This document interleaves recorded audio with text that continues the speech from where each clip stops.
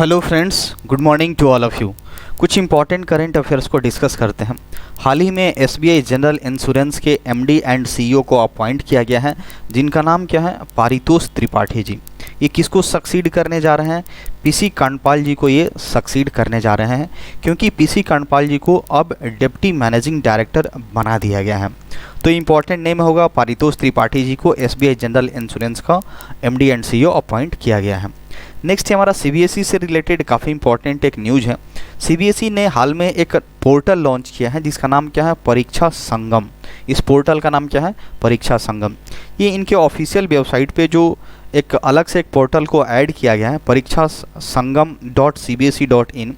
इस पे क्या करेंगे? जो भी स्टूडेंट्स हैं उनको सारी चीज़ की जानकारी अवेलेबल कराई जाएगी। एक सिंगल विंडो, एक पोर्टल बन जाएगा, एक प्लेटफॉर्म बन जाएगा, जहाँ पे एक बोर्ड एग्जामिनेशन से रिलेटेड सारी जानकारी, रिजल्ट्स हो गया, सैम्पल पेपर हो गया, और भी बहुत सारी जो चीज़ें होती हैं एग्ज़ाम से रिलेटेड, उसको लेकर के सारी चीज़ें यहाँ पे एक ही सिंगल विंडो में सारी चीज़ें अवेलेबल रहेंगी। तो यहाँ पे 3 पार्ट में इसको डिवाइड किया गया है। सीबीएसई के ऑफिशियल साइट पे जाने के बाद एक सबसे पहले तो परीक्षा संगम नाम का एक बॉक्स खुलेगा, वहाँ पे स्कूल्स का नाम आएगा, तो उसको गंगा से रिप्रेजेंट करा गया है। रीजनल ऑफिस को यमुना से रिप्रेजेंट किया गया है, और फिर इस पर क्लिक करने के बाद हमको हेड ऑफिस आएगा, सरस्वती इसको इंडिकेट किया गया है। तो इससे सारी जानकारी यहाँ पे एक ही पोर्टल पे अवेलेबल होगी और स्टूडेंट्स को काफ़ी आसानी रहेगा। तो नाम क्या है इस पोर्टल का? परीक्षा संगम। किसके द्वारा लॉन्च किया गया है? सीबीएसई के द्वारा लॉन्च किया गया है। नेक्स्ट है हमारा जो पीएनबी है, पंजाब नेशनल जो बैंक है, इसने इंडियन एयरफोर्स के साथ एक एमओयू साइन किया है, मेमोरेंडम ऑफ अंडरस्टैंडिंग। किस चीज़ को लेकर के? पीएनबी रक्षक प्लस स्कीम। एक स्कीम आया है जिसका नाम क्या है? पीएनबी रक्षक प्लस। इंडियन एयरफोर्स के साथ टाई अप किया है पीएनबी ने। इसमें क्या होगा? एक तरह से जो भी एक्सीडेंटल इंश्योरेंस है, एयर एक्सीडेंटल इंश्योरेंस है, इन सारी चीज़ों को लेकर के, या फिर जो डिफेंस सेक्टर में जो अभी ट्रेनी है, सेंट्रल आर्म फोर्स के जो भी जवान हैं, स्टेट पुलिस हो गया, फोर्स हो गया, मेट्रो पुलिस हो गया, या फिर डिफेंस पेंशनर जो रिटायर्ड हो चुके हैं, इन सभी को इस स्कीम का लाभ मिलने जा रहा है। यहाँ पे बताया जा रहा है कि पर्सनल एक्सीडेंटल में आपको 50 लाख का एक तरह से डेथ कवर दिया जाएगा, एयर एक्सीडेंटल में आपको 100 लाख, और पर्सनल एक्सीडेंटल में जो परमानेंट टोटल डिसेबिलिटी के साथ हैं उनको 50 लाख दिया जाएगा। तो इम्पॉर्टेंट है ये कि पीएनबी रक्षक प्लस स्कीम किसके द्वारा लॉन्च किया गया है? पीएनबी। एक्चुअली ये दोनों का टाई अप है, इंडियन एयरफोर्स और पीएनबी का टाई अप है। अब ये क्या करेंगे? इंश्योरेंस प्रोवाइड कराएंगे। नेक्स्ट है हमारा जो फॉरवन, ये तो काफ़ी फेमस न्यूज़ था। जो जापान के जो प्राइम मिनिस्टर हैं, जिनका नाम क्या है? शिंजो आबे, इनको गोली मार दी गई थी कुछ दिन पहले, 2-3 दिन पहले इनकी डेथ हो गई है। एक्चुअली ये वहाँ पे चुनाव रैली चल रहा था, वहाँ पे संबोधित कर रहे थे, वहाँ पे एड्रेस कर रहे थे कंपेगन, वहाँ पे चुनाव प्रचार प्रसार के दौरान। उसी दौरान वहाँ पे इनको किसी ने गोली मार दी, तो इसी की वजह से इनका यहाँ पे निधन हो गया है। नारा एक जगह था, वहीं पे एक पार्लियामेंट्री इलेक्शन की वजह से कंपेगन का हिस्सा बने हुए थे, वहाँ पे स्पीच दे रहे थे, तो पीछे से ही कोई किसी ने इनको गोली मार दी। बताया जा रहा है कि ये सबसे लॉन्गेस्ट, जापान के सबसे ज़्यादा दिन तक प्राइम मिनिस्टर रहने वाले ये थे। पहली बार ये 2006 में प्राइम मिनिस्टर बने थे, और दोबारा से 2012 से लेकर के 2020 तक ये वहाँ के प्राइम मिनिस्टर रह चुके हैं। भारत और अब जब ये प्राइम मिनिस्टर थे, और उस समय जो भारत की जो रिलेशन थी, हालांकि अभी भी अच्छी है, काफ़ी इंडिया और जापान के बीच काफ़ी रिलेशंस काफ़ी स्ट्रॉन्ग थे। ये 2020 में रिजाइन कर दिए थे पोस्ट इस प्राइम मिनिस्टर के पद से, और बताया जा रहा है कि ये जापान के पहले ऐसे प्राइम मिनिस्टर थे जो चीफ गेस्ट के तौर पे आए थे हमारे इंडियन रिपब्लिक डे। ऐसा हर साल होता है कि जो 26 जनवरी होता है रिपब्लिक डे, कोई ना कोई हमारे जो विदेशी देश हैं उसके प्राइम मिनिस्टर को यहाँ पे इनवाइट किया जाता है। तो जापान के तरफ से पहले ऐसे प्राइम मिनिस्टर थे जो भारत आए थे चीफ गेस्ट के तौर पे रिपब्लिक डे परेड के दिन। कब? 2014 में। जापान पीएम ये क्या थे? अभी कौन है जापान के? अभी करेंट पीएम कौन है? फूमियो किशिदा, अभी वहाँ के हाल में प्रधानमंत्री हैं। नेक्स्ट है हमारा, ये भी काफ़ी इम्पॉर्टेंट ये न्यूज़ बनेगा। गीता गोपीनाथ क्या बन गई है? पहली ऐसी महिला बन गई है जो wall of former chief economics जो वहाँ पे आईएमएफ के द्वारा एक तरह से रिलीज किया जाता है, wall of former chief economics of international IMF fund. IMF fund international monetary जो फंड होता है उनके द्वारा एक वाल ऑफ फॉर्मर इकोनॉमिक्स का एक फीचर होता है। इसमें पहली बार कोई महिला शामिल हुई है और भारतीय के लिहाज से बात करें तो सेकंड इंडियन है। पहले इंडियन इस लिस्ट में कौन शामिल हो चुके हैं? Raghuram Rajan, one of my favourite person बोल सकते हैं। तो ये कहा जाता मतलब ये बताया जा रहा है कि ये पहली महिला बन गई है और ये भारतीय मूल की भी है और अभी हाल में ये क्या है, आईएमएफ की डिप्टी, एक तरह से बोला जाए तो डिप्टी मैनेजिंग डायरेक्टर के पद पे ये काम कर रही है।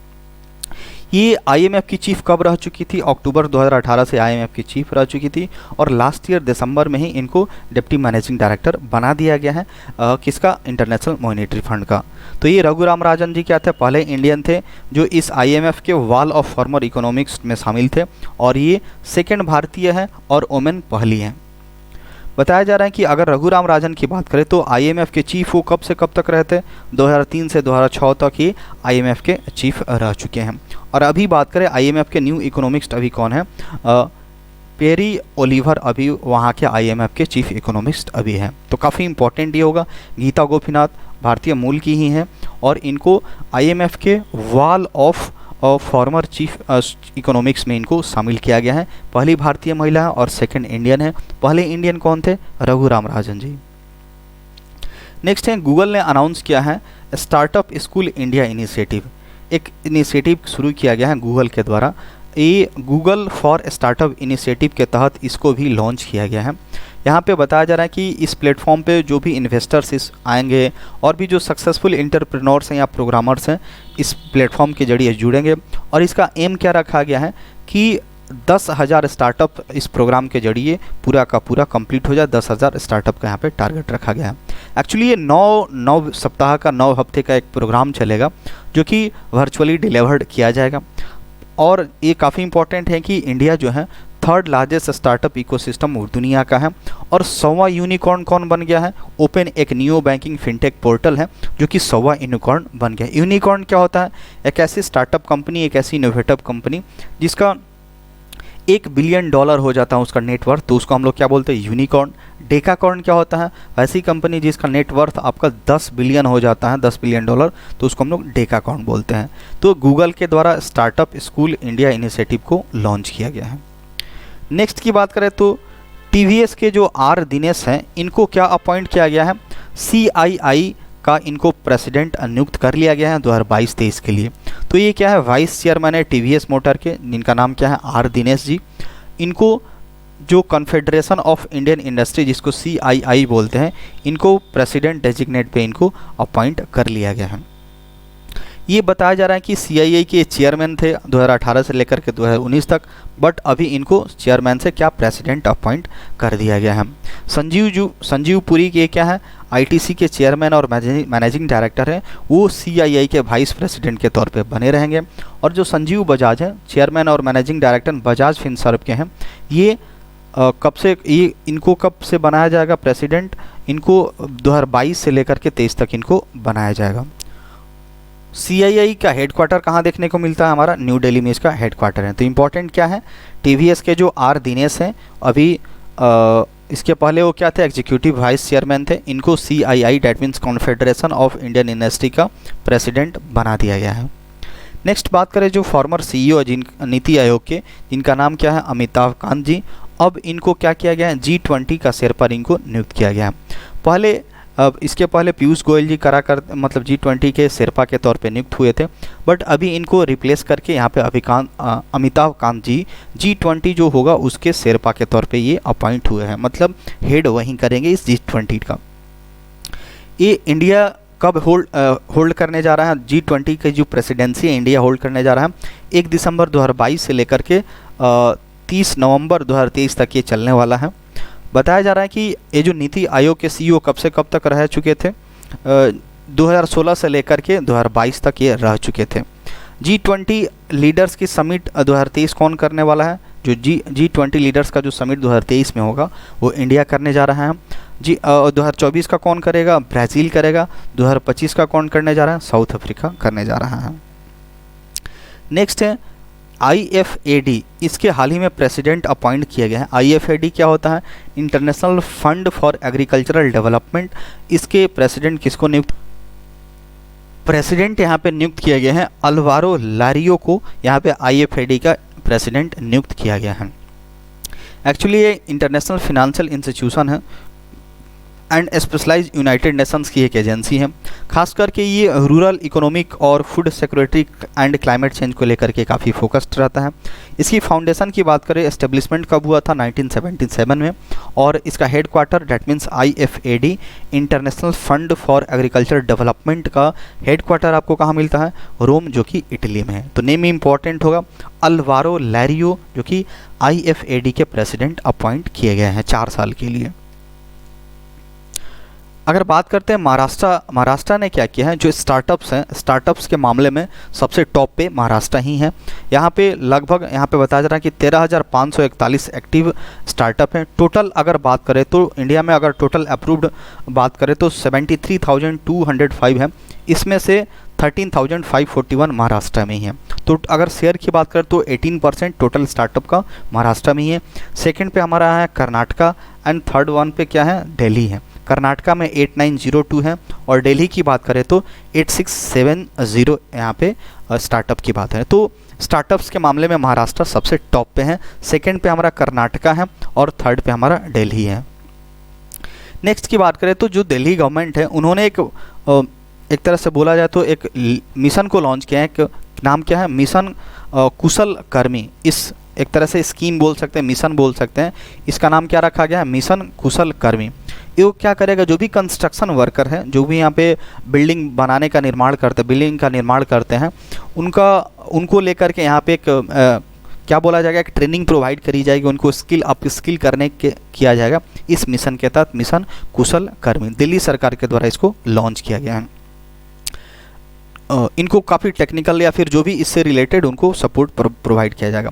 एक्चुअली 15 दिन का प्रोग्राम होगा, 15 दिन का एक ट्रेनिंग दिया जाएगा उनको, और इस दौरान उनको अगर जो काम का जो लॉस होगा, लॉस ऑफ वर्क होगा, उनको कॉम्पेंसेट करने के लिए उनको 4,200 रुपये उनको प्रोवाइड कराया जाएगा। ये बताया जा रहा है कि जो प्रोग्राम किसके द्वारा कंडक्ट किया जा रहा है?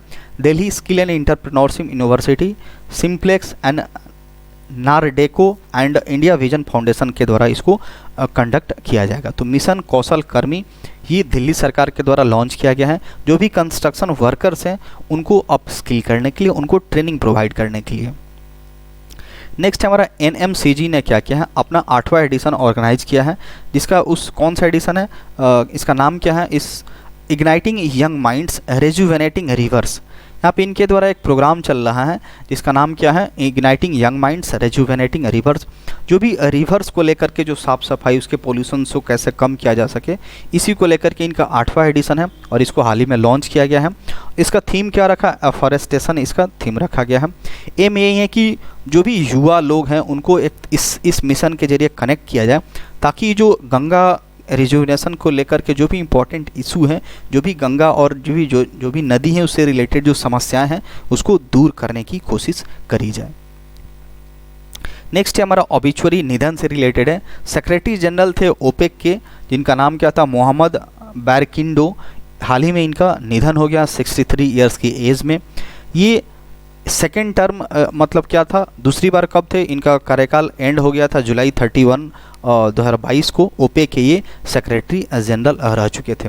ओपेक के हेड क्वार्टर की बात करें तो वियना ऑस्ट्रिया में आता है और ओपेक में कितने मेंबर आते हैं? 33 मेंबर आते हैं। That's all for today.